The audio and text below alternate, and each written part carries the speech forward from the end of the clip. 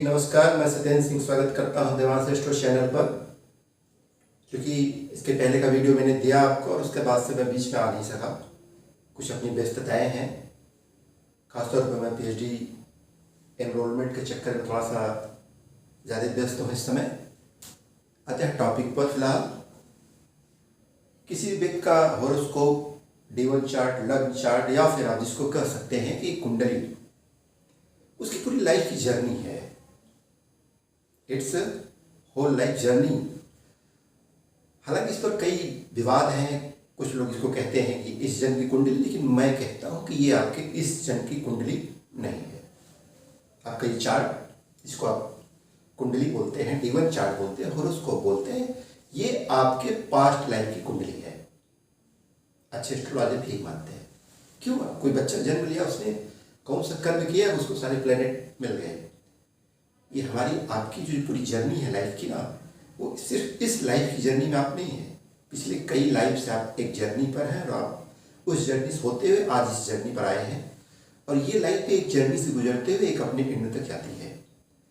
कुछ लोग इसी लाइफ में इस जर्नी से बाहर हो जाते हैं, मतलब वो मोक्ष को प्राप्त हो जाते हैं। और कुछ लोगों के ऐसे कर्म बाकी रहते हैं, या फिर कुछ ऐसा उनका बाकी रह जाता है, उनको फिर अगेन अपनी जर्नी स्टार्ट करनी पड़ती है, शरीर छोड़ के नया शरीर धारण करके। चलिए, वो फिलहाल एक गुड़ विषय हो जाता है। एक बेसिक नॉलेज आपको होनी चाहिए किसी भी व्यक्ति का हॉरोस्कोप क्या डिकोड करता है। जैसा कि आप जानते हैं, पूरा जोडियाक जो प्लैनेटरी सिस्टम है, उसमें 12 राशियां हैं। मेनली 12 राशियां हैं और आपकी कुंडली में मेनली 12 ग्रह होते हैं। आप देख लीजिए, बना हुआ है। ये आपका फर्स्ट हाउस है। This is your first house, this is your second house, this is your third house, this is your fourth house, this is your fifth house, this is your sixth house, this is your seventh house, this is your eighth house, this is your ninth house, it's 10th house, it's 11th and it's 12th। ठीक, पहला घर, दूसरा घर, तीसरा, चौथा, पांचवा, छठा, सातवां, आठवां, नौवां, 10वां, 11वां, 12वां। इतना क्लियर है?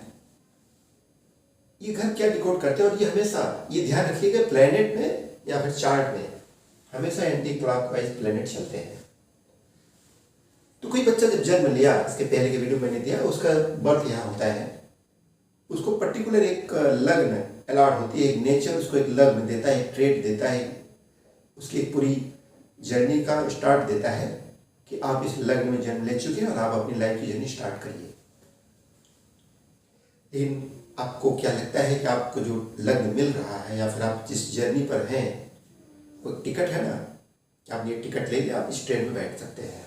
आपका लग्न, आप ये मान सकते हैं कि ट्रेन आप उसमें बैठा दिए गए हैं और आपको टिकट मिला है। किसी को मेष राशि का मिल गया टिकट, किसी को वृषभ का, किसी को मिथुन का, किसी को कैंसर, कर्क का। वो टिकट मिला क्यों? जब आपका जन्म हो रहा होता है तो पूर्वी क्षितिज में जो राशि उदय हो रही होती है, वही आपकी लग्न बनती है। पूर्वी क्षितिज में जो राशि उदय हो रही होती है, वो आपकी लग्न बनती है। अब बर्थ तो आपके हाथ में है नहीं। बर्थ तो नेचर का एक गॉड गिफ्टेड फार्मूला है कि आप किस टाइम पर, कितने मिनट पर, कितने सेकंड पर इस धरती पर आते हैं। और आने का भी सीक्वेंस है। जब तक आप माँ के पेट के गर्भ में हैं, माँ के गर्भ में हैं, तब तक आप एक अलग जर्नी पर हैं। जब अलग जर्नी पर है, आपका आने का टाइम होता है, केतु कट करता है। केतु का काम ही है, कट करता है और आपको इस धरती पर लाके छोड़ देता है। आपकी जर्नी स्टार्ट हो जाती है। जर्नी कई चरणों से गुजरती है लाइफ में।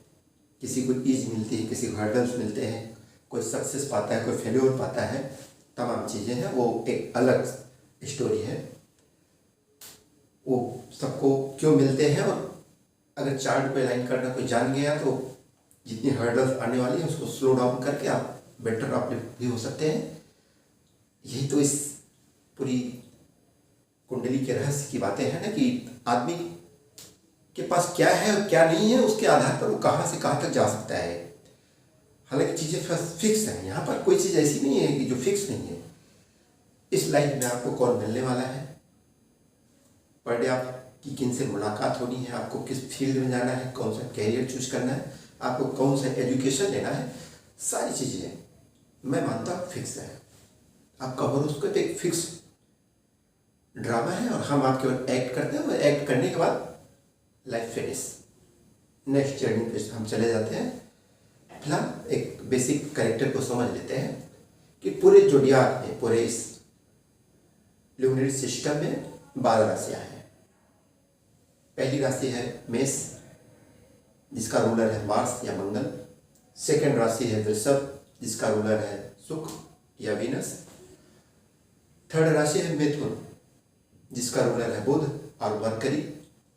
चौथी राशि है कैंसर या कर्क, जिसका रूलर है मून या चंद्रमा। पांचवी राशि है सिंह, जिसका रूलर है सूर्य। छठी राशि है कन्या, जिसका रूलर अगेन बुध है, मरकरी। सातवीं राशि है तुला, जिसका अगेन रूलर है शुक्र या वीनस। आठवीं राशि है वृश्चिक, जिसका अगेन रूलर है मार्स या मंगल। आप देख लीजिए, फर्स्ट राशि का भी रूलर मंगल है और 8th राशि का भी रूलर मंगल है, मार्स है, ठीक है। 9th राशि आते हैं धनु, जिसका रूलर बृहस्पति या जुपिटर है। 10th और 11th राशि, 10th मकर राशि, उसका रूलर सैटर्न या शनि है। और 11th राशि कुंभ, इसका भी रूलर सैटर्न या शनि है। और लास्ट की राशि आपकी जो इस पूरी जोडियाक की लास्ट राशि आती है मीन या पाइसेस, जिसका रूलर बृहस्पति या जुपिटर है। ये आपकी 12 राशियां हैं। तो पूर्वी क्षितिज पर जो राशि उदय हो रही होती है वही आपका लग्न बनता है। That's clear. तो मान लेते हैं कि किसी भी व्यक्ति का जो पूरा चार्ट है, मान लेते हैं यहाँ पर 4 नंबर आपको लग्न मिल गया। पूर्वी क्षितिज पर कर्क राशि उदय हो रही थी और आपको कर्क लग्न मिल गया, ठीक। ये कर्क लग्न की कुंडली हो गई, कैंसर या कर्क।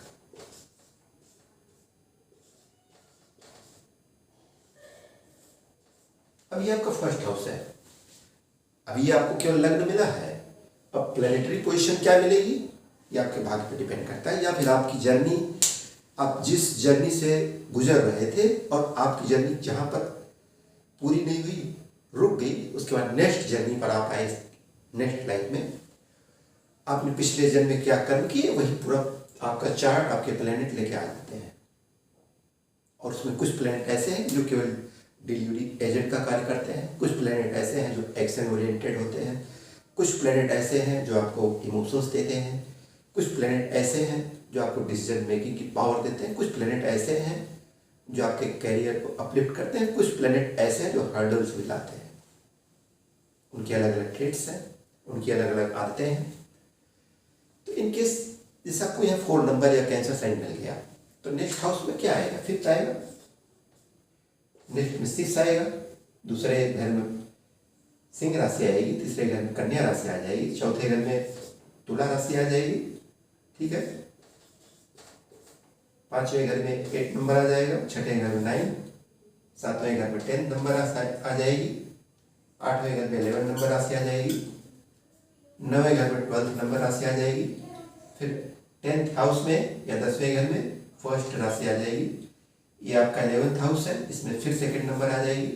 और ये 12th हाउस है, जिसमें अगेन 3 नंबर मिथुन आ जाएगा। आप देखिए कि पूरा जोडियाक या पूरा प्लैनेटरी सिस्टम हमेशा एंटी क्लॉकवाइज चल रहा है। आपको कैंसर साइन अलॉट तो हो गई, मिल गई कि आप कर्क लग्न के व्यक्ति हैं, और हर लग्न के व्यक्तियों के अलग अलग ट्रेड, अलग अलग आदतें, अलग अलग रुचियाँ होती हैं। वो आप जैसे जैसे स्टेप लेसन सीखते जाएंगे, आपको सारी चीज़ें क्लियर होती चली जाएंगी। यहाँ हमने 4 नंबर दिखाया, यहाँ फर्स्ट नंबर भी आ सकता है। तो हर नंबर के साथ एक प्लैनेट जुड़ा है। जैसे अगर आप यहाँ पर अगर फर्स्ट नंबर रहती या फर्स्ट नंबरिंग रहती तो आप मेष राशि के रहते। तो मेष राशि का रूलर मार्स है, मंगल है। सेम पैटर्न पर 8th राशि अगर 8 नंबर लग्न रहती तो ये वृश्चिक लग्न होता, इसका भी रूलर मंगल है, मार्स है। तो आप देखिए कि फर्स्ट और 8th का रूलर कौन है, मार्स है, ठीक। 2nd और 7th का रूलर वीनस है या शुक्र है। थर्ड और seventh, sorry third and six का रूलर मरकरी है, बुध है।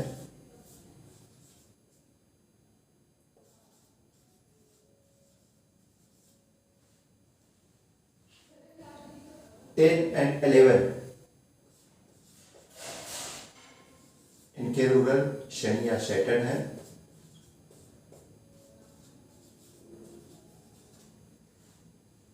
9 एंड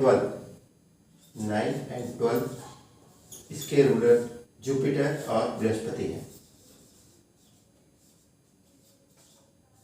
अब यहाँ पर देखिए, आप ध्यान देंगे, अगर यहाँ ध्यान देना यह है कि आप देखेंगे ध्यान से तो 5 प्लैनेट्स ऐसे हैं जिनको डबल राशियां अलॉटेड हैं। जैसे मार्स को आप ध्यान दीजिएगा तो मेष और वृश्चिक अलॉट है, ठीक है।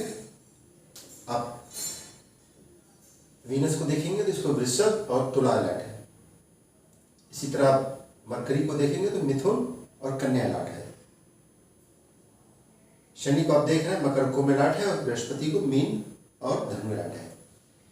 5 ग्रह ऐसे हैं जो 2 राशियों को रूल करते हैं, और 2 राशियां ऐसी हैं स्पेशली कैंसर और लियो, मतलब कर्क और सिंह राशियां ऐसी हैं जो उनके रूलर केवल एक प्लेनेट है। ये दोनों इसीलिए इस जोडियाक में ये रॉयल राशि मानी जाती है, मतलब शाही राशि इनको बोला जाता है। और इन राशियों में जन्म लेने वाले व्यक्ति जो है ना वो शाही टाइप के होते हैं, उनका एक अलग ही रॉयलनेस उनके अंदर पाई जाती है। वो अलग टॉपिक है, जब कभी उस पर डिस्कस करेंगे तो बात कर लेंगे। अब देखना यह है कि हर एक प्लेनेट के क्या ट्रेड्स हैं, ठीक है। सबसे पहले आप सन को ही ले लीजिए। अगर सन यहाँ बैठेगा या मून बैठेगा तो हर प्लेनेट के अपने अपने ट्रेड्स हैं। हम थोड़ा राहु केतु पर अभी बात बनाते हैं। आप पहले इन प्लेनेट्स को समझ लीजिए। राहु केतु को भी थोड़ा डिकोड करना बहुत आवश्यक है, क्योंकि आप बिना उनको समझे आप पहुंच नहीं पाएंगे एस्ट्रोलॉजी के मेन फॉर्म तक, ठीक है। अब ये मान लीजिए 4 नंबर का कोई लग्न है, राशि 4 नंबर है किसी की, चार्ट उसका है, तो आप कहाँ से आप स्टार्ट करेंगे उसकी जर्नी को।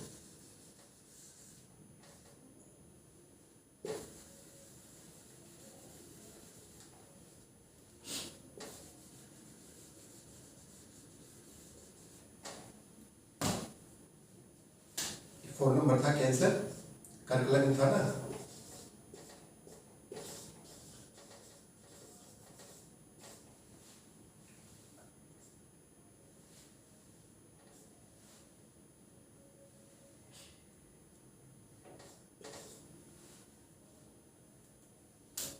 अब कैंसर राशि है, इसका रूलर चंद्रमा है।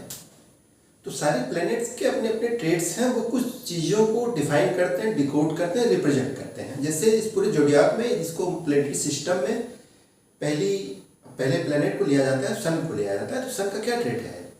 सन इज जस्ट लाइक किंग। सन आपका पिता है, सन अथॉरिटी है, सन गवर्नमेंट है, सन नेम फेम है, सन आपकी उस ट्रेड को रिप्रेजेंट करता है कि जब आप क्या सही और क्या गलत है उसके पक्ष में खड़े होते हैं, तो ये सन का ट्रेड शो करता है। सन जिस भी बड़े हायर इंस्टीट्यूशन में जो हेड है, जो HOD है, he is representing your son, मतलब आपके लिए वो सूर्य है। सूर्य में गर्मी भी है, तेज है, राजा है, तो जाहिर सी बात है कि उसके अंदर एक एग्रेशन रहेगा। सन खराब हो जाए तो ये एक तरह से ना, अगर आपका नेम फेम है तो सन के अंदर ईगो भी आ सकता है, ईगोइस्टिक हो सकता है, जल्दबाज हो सकता है, गलत निर्णय लेने वाला हो सकता है। अगर वो खराब ट्रेड वाला सन होगा तो अच्छा सन होगा तो क्या सही है क्या गलत उस पर फैसले देगा, क्या चीज़ कैसे गवर्न होनी चाहिए, कैसे रूल होनी चाहिए, वो इनिशिएटिव लेने वाला होगा और अच्छे फैसले देगा। अच्छा सन होगा। अच्छा सन किसी फादर में है तो वो अपने बच्चों को कम से कम एक अच्छी दिशा में ले जाना चाहेगा। तो सूर्य की कई फॉर्म है, गवर्नमेंट है, अथॉरिटी है, क्या अच्छी चीज़ें होनी चाहिए समाज में, या अच्छा कंट्रीब्यूशन क्या होना चाहिए, सब सन के ट्रेट हैं। सूर्य के सारे ये प्रतिनिधित्व करते हैं। इसी तरह मून है या चंद्रमा है।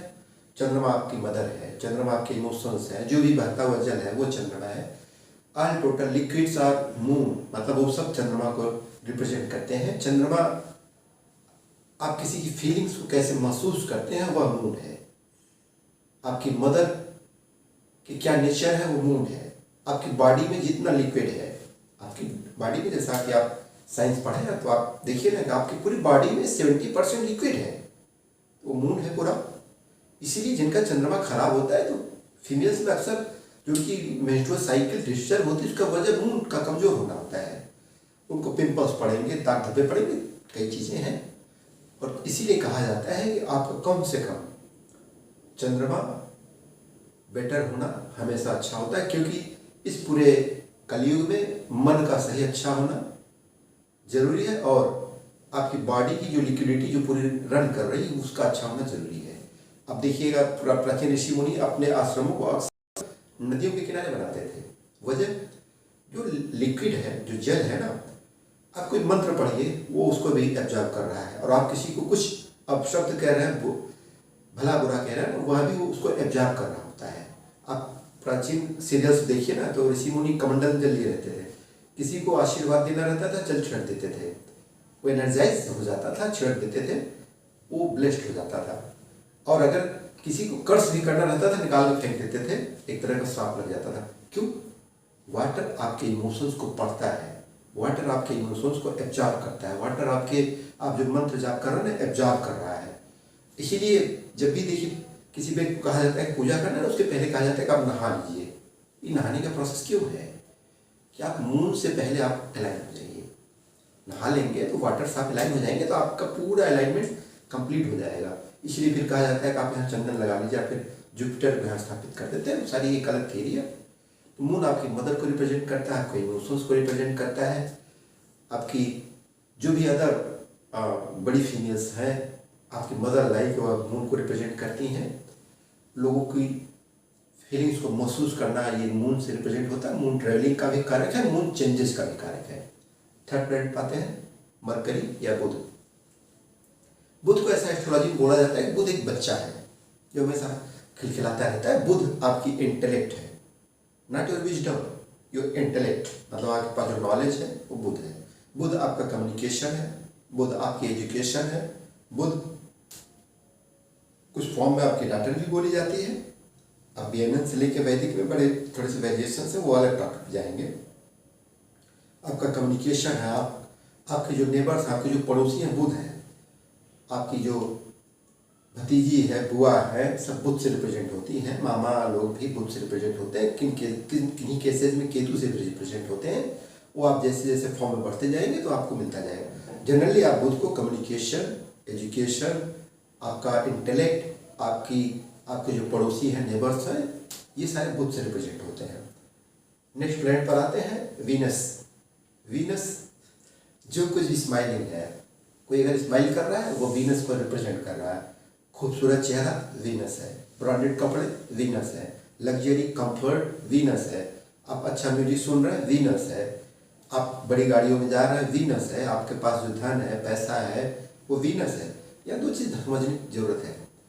आपके पास प्रॉपर्टी जो है ना, होलिस्टिक प्रॉपर्टी वो वीनस है। बट अगर कैश फ्लो के संदर्भ में देखेंगे ना, कैश फ्लो हमेशा मून रिप्रेजेंट करता है। इसीलिए अगर किसी का चंद्रमा खराब होता है ना तो उसको कैश फ्लो की हमेशा दिक्कत रहती है। इसीलिए कम से कम मून को हमेशा अच्छा रखना जरूरी है, मैं ऐसा मानता हूँ। उसके बाद आते हैं नेक्स्ट प्लैनेट पर जुपिटर। ये आपके विजडम का कारक है, आपके फॉर्च्यून का कारक है, आपके गुरु का कारक है, आपके पिता का कारक है। और जो कुछ भी आप बड़ा सोचते हैं, एक सोसाइटी के लिए कुछ बड़ा कंट्रीब्यूशन सोचते हैं, वो सब कुछ आपका जुपिटर है, आपका बृहस्पति है। नॉलेज है, विजडम है, और हाई पोस्ट पर जहाँ पर क्या सही है क्या गलत है वह भी जुपिटर को रिप्रेजेंट करता है, बृहस्पति को शो करता है। आपके सारे प्लैनेट्स हो चुके हैं। लास्ट का बचता है सैटर्न, शनि।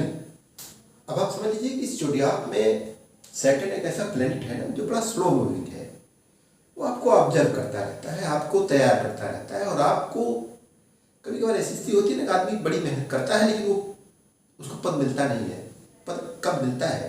जब ये सैटर्न समझ लेता है कि आप इसको अब धारण करने के लायक हैं, तभी वो पद देता है। मतलब आपको रिजल्टेंट एटलीस्ट सैटर्न कब देता है, जब आप उसके योग्य हो चुके रहते हैं। मतलब शनि आपको हमेशा वो चीज़ें डिलीवर करेगा जो आप उसके लिए डिजर्व करते हैं, तभी आपको देगा।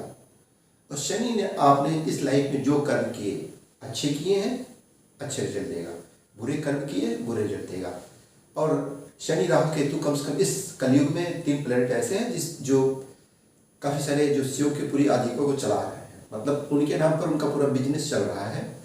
हालांकि ये लोग उसको डरा धमका के यूज़ कर रहे हैं, कुछ अपने अपने सबके तरीके हैं। इस शनि से अच्छा प्लैनेट मैं समझता हूँ कोई नहीं है। आप अच्छे कर्म करिए, एक अच्छे पाथ पर रहिए, लोगों के लिए सोचिए। जो कॉमन पीपुल्स है ना वो सैटर्न है, जो मजदूर वर्ग है वो सैटर्न है, जो भी मेहनत हार्ड वर्क है वो सैटर्न है, जो भी आप डिसिप्लिन लाइफ जी रहे हैं वो सैटर्न है। सब कुछ शनि है। शनि का विस्तार बड़ा लगता है। आप जुडिशरी में जो भी जजेज हैं, जो समझते हैं क्या गलत है क्या सही जजमेंट देते हैं, वो शनि है। बस शनि आपको ना एटलीस्ट आपने जो भी काम किया है अच्छा किया है तो अच्छे रिजल्ट देगा। मतलब आपको परिणाम देगा जरूर देगा। सैटर्न माने आपको छोड़ेगा नहीं। आपने 100 रुपये का काम किया 100 रुपये ही देगा आपको, 101 या 110 नहीं देगा। जुपिटर थोड़ा सा भावुक है, आपने 100 का किया है कहेगा यार दे दो इसको, 200 दे देता है। लेकिन शनि नहीं देता। शनि मतलब उसकी बाउंड्री है, वो एक बाउंड्री में रहता है। थोड़ा उसको कुछ लोग अवसाद का प्लेनेट मानते हैं, मतलब दुख चिंता का प्लेनेट मानते हैं। आपकी एज को भी काउंट करता है, आपकी आयु को व्यक्त करता है। लेकिन शनि ऐसा मैं नहीं मानता कि हमेशा खराब प्लेनेट है। आपको अकेलापन क्यों देता है कोई प्लेनेट? आप इस धरती पर आए हैं तो भीड़ में रहने के लिए आप थोड़ी ना आए थे। आप लोगों के लिए कार्य करिए। आप अकेले रहेंगे तो भी आप लोगों से कनेक्ट रहेंगे। जो पूरी मास है ना, पूरी जनता है, खासतौर पर जो निचला तबका है, वो सब शनि को रिप्रेजेंट करता है। आप उस तबके लिए कुछ करिए, आप हमेशा अकेले भले रहेंगे लेकिन आप भीड़ से कनेक्टेड भी रहेंगे। तो शनि है। अब ये तो सारे प्लैनेट्स हैं, 7 प्लैनेट्स हैं। 2 प्लैनेट्स ऐसे हैं कि जो एक्चुअल में प्लैनेट नहीं है, ग्रह नहीं है, लेकिन उनका इम्पैक्ट बड़ा लंबा है। जी, मैं राहु केतु को भी बात करूंगा। राहु केतु का मैंने वो बना दिया था, तो अब उनको समझना इसलिए आवश्यक है। राहु केतु पर चलने से पहले आप थोड़ा सा इसको समझ गए। कितने प्लैनेट्स हैं, उनकी ये राशियां हैं। हर एक राशि का एक रूलर प्लैनेट है। जैसे मेष का मंगल, वृषभ का शुक्र, मिथुन का बुध, कर्क का चंद्रमा, सिंह का सूर्य, कन्या का बुध, तुला का शुक्र, वृश्चिक का मंगल, धनु का बृहस्पति, मकर और कुंभ का शनि, मीन का बृहस्पति। तो आप देखिए 5 प्लैनेट्स हैं, उनको 2 राशियां मिली हैं।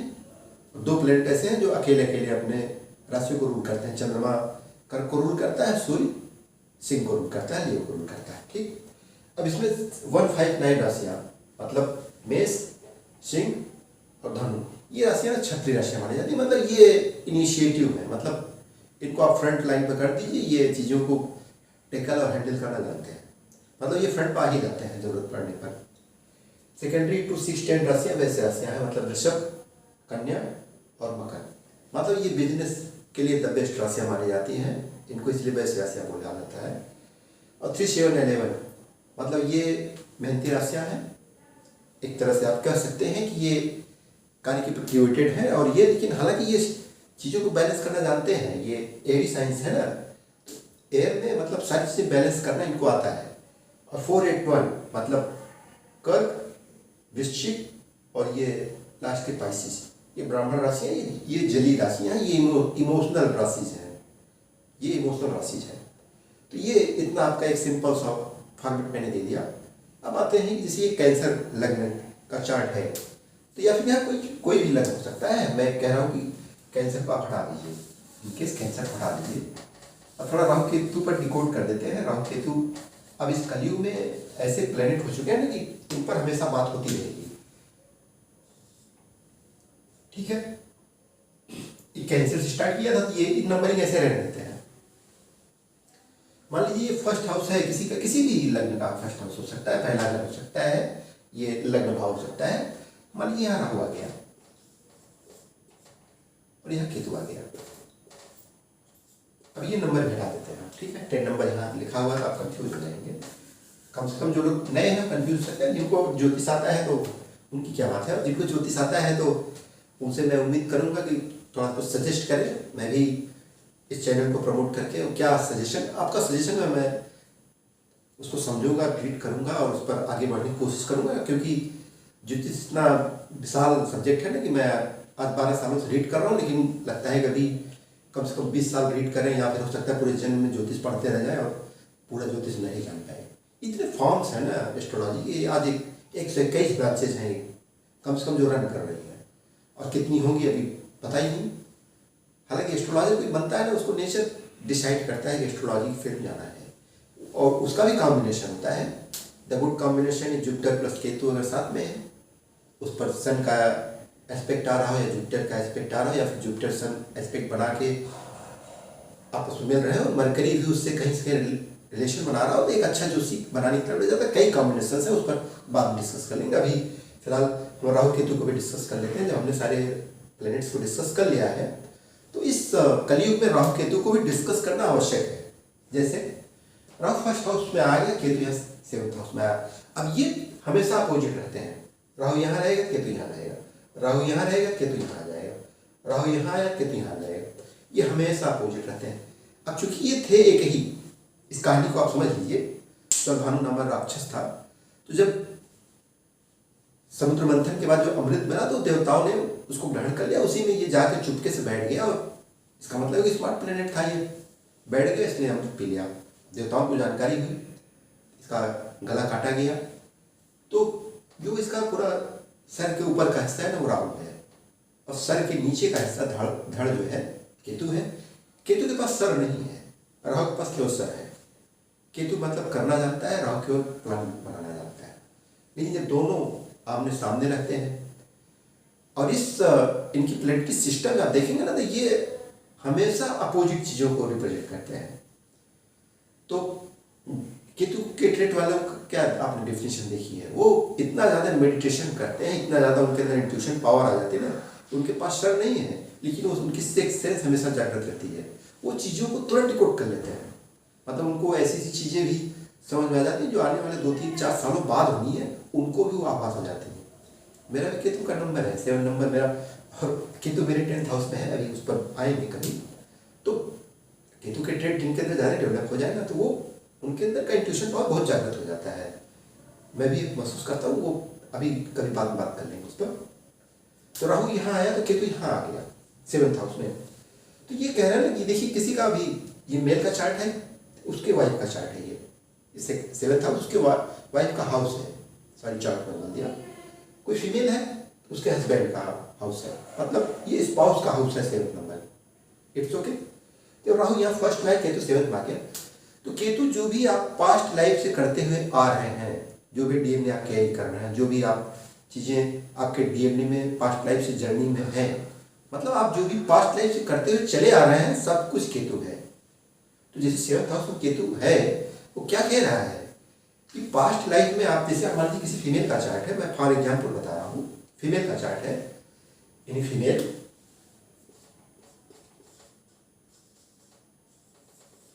एक महिला का चार्ट मान लेते हैं कि कोई फीमेल है, उसके लग्न में राहु आ गया, उसके 7th हाउस केतु आ गया। तो पास्ट लाइफ में ये महिला अपने हस्बैंड के लिए इतना डिवोटेड थी, इतना समर्पित होकर उसने उनको चाहा, मतलब सब कुछ समर्पित कर दिया अपने पति को उसने, सब कुछ, मतलब ना अपने लिए कोई खुशी, ना अपने लिए कोई श्रृंगार, मतलब सब कुछ उसने पति को डिवोटेड कर दिया। मतलब इतना समर्पण। इस लाइफ में जब वह नई जर्नी पा रहा है, केतु कहता है बहुत हो गया, यहाँ से कट होना है। केतु जहाँ बैठता है वहीं से कट करता है। आपने पास्ट लाइफ इतना टाइम वहाँ दिया है, अपने आप को समर्पित किया है, इतना दिल से चाहा है ना, कि अब इस लाइफ में जिनका भी 7th हाउस में केतु है, आप ध्यान दीजिएगा, मेल में फीमेल, मैं फीमेल चार्ट पर बात करूँ, फीमेल को ही समझ लीजिए। ऐसी फीमेल में किसी मतलब वैवाहिक बंधन में बंधन नहीं चाहिए। केतु ना आज़ाद करता है, आपको निकालता है, उन एरिया से बाहर करता है, डिटैच करता है। राहु हमेशा अटैच करता है, केतु हमेशा डिटैच करता है। मतलब अटैचमेंट मतलब राहु, डिटैचमेंट मतलब केतु। उनके दो ही शब्द आप कन्फर्म रहेंगे तो आपको हमेशा राहु केतु समझ में आ जाएंगे। क्या कह रहा है केतु यहाँ कि पास्ट लाइफ में आपने अपने जीवन साथी को इतना सब कुछ समर्पित होकर दे दिया ना, कि अब इस जन्म में वो फीमेल कम से कम किसी मैरिज में बंधना नहीं चाहेगी, वो स्वतंत्र रहना चाहेगी। हाँ, रिलेशन में जाना चाहेगी, रिलेशन नहीं यहाँ डिनाई करेगा केतु। अब वो रिलेशन या मैरिज में तभी जाना चाहेंगे ना जब यहाँ कोई केतु के ट्रेड का पर्सनैलिटी उसको मिल जाए। केतु का ट्रेड क्या है? कोई एस्ट्रोलॉजर उसको मिल जाए, कोई रिसर्चर मिल जाए, या फिर कोई ऐसा पर्सनैलिटी मिल जाए कि कोई साइंटिस्ट मिल जाए, मतलब जो किसी डीप रूटेड चीज़ों से इन्वॉल्व है, या फिर कोई ऐसा पर्सनैलिटी मिल जाएगी मतलब संत जैसा है कि कोई गाली दिया तो भी इट्स ओके, कोई प्रशंसा किया तो भी नॉर्मल, मतलब वो एक माइंड ऑफ स्टेट में है, केतु है। तो वो जब इस फीमेल को मिलेगा तो उससे अट्रैक्ट होगी, उससे मैरिज मिल जाएगी और सक्सेस भी रहेगी मैरिज में। तो ये क्या कह रहा है? पास्ट लाइफ में आपने अपने हस्बैंड को इतना दे दिया स्पाउस को कि अब इस लाइफ में यहाँ से डिटैच होना है। अब इस लाइफ में आप अपने लिए जियो। आपको क्या कपड़े पसंद है, आपको कौन सा म्यूजिक पसंद है, कौन सी फिल्म पसंद है, आप किस गाड़ी से चलना चाह रहे हो, आप घूमो, ऐश करो, आज़ादी से जियो। राहु यह बोलता है। सेकंड हाउस में राहु आ जाए फॉर एग्जाम्पल, 8th हाउस में केतु आ जाएगा। अब राहु यहाँ आया, केतु यहाँ आया, तो क्या कह रहा है? केतु पास्ट लाइफ में आप अकल से, रिसर्च से इतना डीपली जुड़े थे ना, तंत्र मंत्र से, कि राहु कह रहा है कि ये आप पास्ट लाइफ इतना कर चुके हैं। केतु कह रहा है यहाँ डिटैच हो, अब निकलो, आप जाओ सेकंड हाउस में, आप धन कमाओ, परिवार में रहो, कुटुंब में रहो, अब ज़्यादा से ज़्यादा धन बनाओ। राहु जहाँ भी बैठेगा वहाँ के लिए अटैचमेंट पैदा करेगा। वो एक तरह से आपको वहाँ से जोड़ेगा, आप मतलब इस दुनिया से बाहर न जा सकें। अब केतु तो पास्ट लाइफ से आप वही करते हुए आ रहे हैं ना, आप कल लगातार केतु की जर्नी पे आप थे पास्ट लाइफ से। अब केतु कह रहा है कि यहाँ से डिटैच होना है, अब इस लाइफ में वहाँ से कट करने की कोशिश करता है केतु। ऐसे ही थर्ड हाउस में मान लीजिए राहु आ गया, 9th में केतु आ जाएगा। अब ये 9th हाउस क्या है? आपका फॉर्च्यून है, भाग्य है, आपके पिता का स्थान है, धर्म का स्थान है। मतलब आप पास्ट लाइफ में चाहे पिता के भाग्य के भरोसे, या फिर आपका भाग्य इतना मजबूत था, या फिर धर्म के रास्ते पर आप चल के आपने सब कुछ इतना पा लिया है कि आपने मतलब अपने पराक्रम को, बाहुबल को यूज करना छोड़ दिया। इसलिए राहु यहाँ बैठ रहा है इस लाइफ में, थर्ड हाउस में। ये थर्ड हाउस में पराक्रम का हाउस है, आपके मतलब बाहुबल का हाउस है। तो यहाँ राहु बैठा, राहु कह रहा है ना, इस लाइफ में आप अपने पराक्रम से, अपने बाहुबल से चीज़ों को अचीव करिए। इसीलिए थर्ड हाउस में ऐसे प्लैनेट्स अच्छे माने जाते हैं जिनके अंदर मतलब फाइटिंग कैपेसिटी हो। यहाँ पर सॉफ्ट प्लैनेट्स अच्छे नहीं माने जाते। वो सॉफ्ट प्लैनेट्स बैठेंगे तो हालांकि आपके लाइफ में ईजीनेस रहेगी, आपको चीज़ें आसानी से मिलेंगी, बट अब आज का जो लाइफ है, आज की जो पूरी जर्नी है, आप देखिए ना, फिर हर फील्ड में फाइट है। आप कंपटीशन दे रहे हैं, वहाँ फाइट है। प्रेम में किसी से जूझ रहे हैं, वहाँ फाइट है, एक कॉन्फ्लिक्ट है। दोनों एनर्जियों को लाइन करके अपने पक्ष में लाना रहता है। फाइट हर जगह है। या फिर पैसा कमाना है, सब कुछ बनाना है, तो फाइट तो है लाइफ में। ऐसे ही 4th हाउस मान लीजिए राहु आ गया, 10th में केतु आ गया। अब यहाँ केतु क्या कह रहा है? 10th में केतु आगे तो बोल क्या रहा है केतु? केतु कह रहा है कि पिछले जन्म में, पास्ट लाइफ में आपने अपने काम के लिए इतना टाइम दिया, अपना एक्सपेंड इतना किया है कि आप काम के लिए, आप दिन रात काम करते रहते थे, आप इतना समर्पित रहे लोगों के लिए, काम के लिए, कि मतलब आप सब कुछ भूल गए कि आपको आराम भी चाहिए, आपको बेस्ट कंफर्ट भी चाहिए, या मदर की गोद में बैठ के थोड़ा सुकून भी चाहिए। आप आराम के लिए अपने कुछ समय निकाल नहीं पाए, इसलिए वो बोल रहा है। इस लाइफ में ना राहु को यहाँ बैठा दिया। राहु में अटैच करेगा किससे? कंफर्ट चाहिए मुझे आराम चाहिए, मुझे बड़ी गाड़ी चाहिए, बंगला चाहिए, माँ के पास बैठना अच्छा लगेगा। ये राहु यहाँ अटैच करेगा, मदर से अटैच रखेगा। तो ये राहु केतु की जर्नी है। अब इसी जर्नी से मैं 2 क्वेश्चन भी छोड़ के जाऊँगा, और अगले जब वीडियो में मिलेंगे ना, ये जनरल ट्रेड मैंने बता दिया, और सारी चीज़ों की डिटेलिंग हम फर्दर अगले वीडियोज़ में डालते चले जाएंगे। और वीडियो चूँकि जब ज़्यादा बात होने लगती है, लंबे होने लगते हैं, तो बहुत लंबे वीडियो भी मैं नहीं चाहता। किसी भी व्यक्ति का अगर राहु यहाँ लग्न में है, जिसका भी हो, आप जवाब जरूर दीजिएगा, मैं अपना नंबर भी रिलीज करूँगा। तो ऐसे लोगों के फादर ना, अगर लग्न में राहु है, किसी का भी है, मेल है फीमेल है, तो ऐसे लोगों के फादर बड़े जिद्दी हो जाते हैं। मतलब अजीब ढंग का उनके अंदर जिद आ जाता है, बस कह दिया, स्टिक नेचर। अगर आपका है तो बताइएगा, हम इसका उपाय देंगे। मेरा नंबर आप नोट कर सकते हैं, 6386465481। चलिए, राहु को बोला था तो सूर्य को भी बोल देते हैं, क्योंकि सूर्य पिता था। सूर्य के अंदर ईगो रहेगा। अगर राहु यहाँ है, सूर्य ईगोइस्टिक हो जाएगा, जिद्दी हो जाएगा, स्टिक हो जाएगा। और लग्न में अगर सूर्य आ गया, उसका भी क्वेश्चन छोड़ दिया जाता है। दोनों क्वेश्चंस का कमेंट बॉक्स में एक प्रॉपर आंसर दीजिएगा तो हम भी बताएंगे। अगर लग्न में सूर्य आ गया किसी का, यहाँ लग्न में सूर्य है, अभी आप राहु को छिपा देते हैं, और अगर दोपहर का जन्म है, आप किसी जो हेयर ट्रीटमेंट या डॉक्टरों के यहाँ दौड़ते हैं ना कि मेरे बाल झड़ रहे हैं ना, उनको छोड़ दीजिए। अगर यहाँ पर सूर्य बैठा है और आपका दोपहर का जन्म है तो बाल तो झड़ने ही झड़ने हैं, एकदम से तय है। आप किसी भी हेयर ट्रीटमेंट के लिए परेशान मत होइए, अनावश्यक पैसे बर्बाद कर रहे हैं। मैं आपको ये टिप्स दे दिया हूँ, ये आपके लिए काम आएगा, ठीक है। मिलेंगे नेक्स्ट वीडियो में, क्योंकि एक सिंपल सा फॉर्मुलेशन मैंने समझा दिया। अब अगले टॉपिक में हम आएंगे कि कौन सा ग्रह किस हाउस में बैठता है, तो क्या बेसिक डेट लोग शो करता है। उसके बाद नेक्स्ट वीडियो में पूरी जो नक्षत्रों की एनर्जी होती है वो कैसे काम करती है, ऐसे टॉपिक्स पर बात करते रहेंगे। फिलहाल आपने इस वीडियो को देखा, इसके लिए मैं आपका शुक्रिया बोलना चाहूँगा, धन्यवाद ज्ञापित करता हूँ। और मैं सत्येंद्र सिंह ऐसा कहना भी चाहता हूँ कि इस चैनल को आप जितने पॉजिटिव रिएक्शंस देंगे, हम उतने ही इस चैनल को आगे बढ़ाने की कोशिश करेंगे। और क्योंकि ये एस्ट्रोलॉजी मेरा पैशन है, मैं ये चाहूँगा कि ये लोगों तक पहुँचे। और एक टाइम ऐसा है कि हर घर में लोग एस्ट्रोलॉजी को, कम से कम एक मेंबर घर का ऐसा जरूर निकले, वो एस्ट्रोलॉजी को समझे, पढ़े और चीज़ों को डिकोड करना सीखे। जो एस्ट्रोलॉजरों ने कुछ नुकसान किया है सोसाइटी का, वो रुके। एस्ट्रोलॉजी हमारे ऋषि मुनियों की दिव्य परंपरा है। हम उन ऋषि मुनियों की परंपरा में एक भूत के समान आगे बढ़ते हुए एक एंटिटी हैं, तो हम भी चाहते हैं कि उनकी परंपरा जारी रखी जाए। आप साइंस से भी जुड़िए, आप हर चीज़ से जुड़िए, जितना मॉडर्निटी है उससे भी जुड़िए, बट अपनी रूट से कनेक्ट रहिए। थैंक यू, मिलते हैं नेक्स्ट वीडियो में।